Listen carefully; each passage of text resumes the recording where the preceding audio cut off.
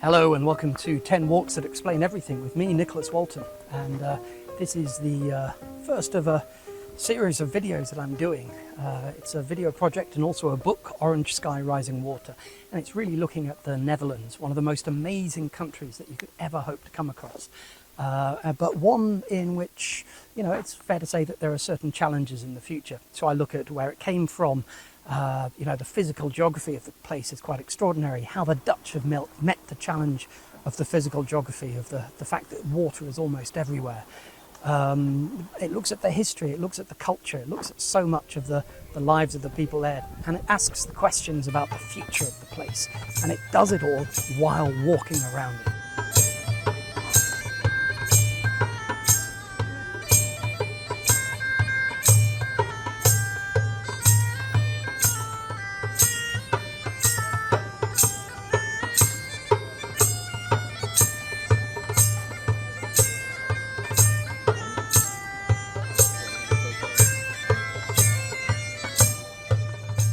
So here's a question. Can you think of a country that can be conjured up with the mention of just one particular single colour?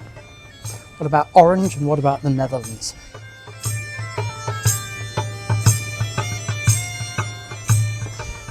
The idea of this is that in 10 walks across different bits of the Netherlands, from Flevoland to the island of Texel, from Amsterdam to Rotterdam to The Hague, I'll try and unpick what actually makes this country so distinctive, so special.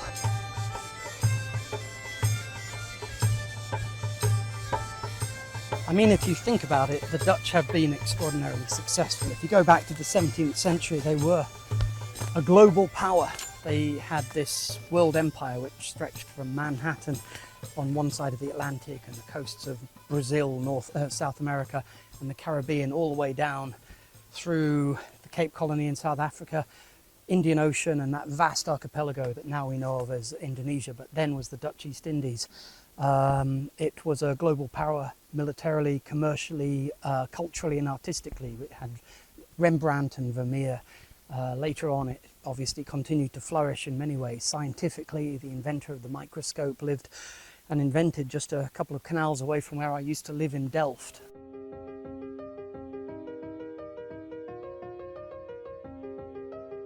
The Netherlands is different. It is different for several reasons. First of all, it is an intensely physically vulnerable country. A third of it lies below sea level. The rest of it is alarmingly flat.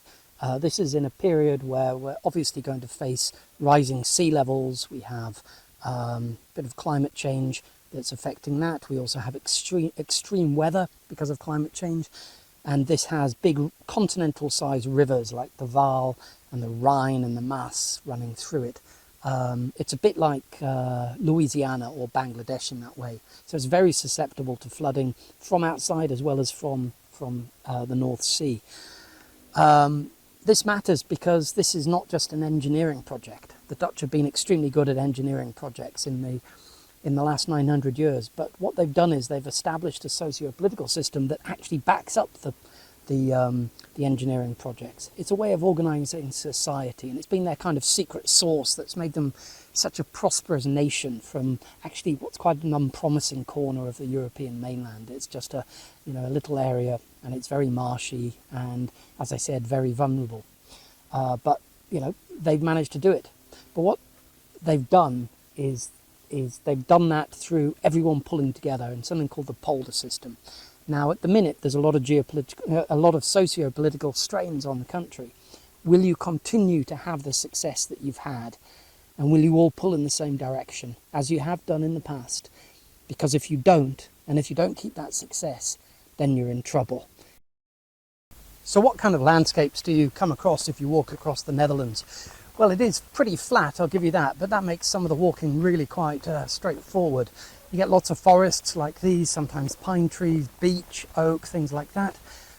You get the most amazing beaches that just disappear off into the far distance. You get sand dunes behind that, sometimes with stands of oak or pine trees on it. And then you get farmland, some of it much more formal than the polders, but almost always really lush. And then you have fields of potatoes and onions and sunflowers and let's just think about the different landscapes as well, because you're on the islands and then you come across little villages that are hidden away. You get pancake houses hidden in the woods. You get the most beautiful little towns and fortifications, often running along canals. You get the big rivers. Of course, you get the North Sea. You get little ditches and dikes everywhere. It's rather nice. And then you get the big cities, as different as Amsterdam and The Hague and Rotterdam. But even within them, there's such variation. It's such a good country to walk across. Always something interesting to look at, and that's before you mention the big engineering projects, which especially in the second of the walks and a bit of the third walk, you come across these enormous things which are meant to control nature. And if you get the weather like I have done, whenever I've walked here, not every time admittedly, it's absolutely stunning.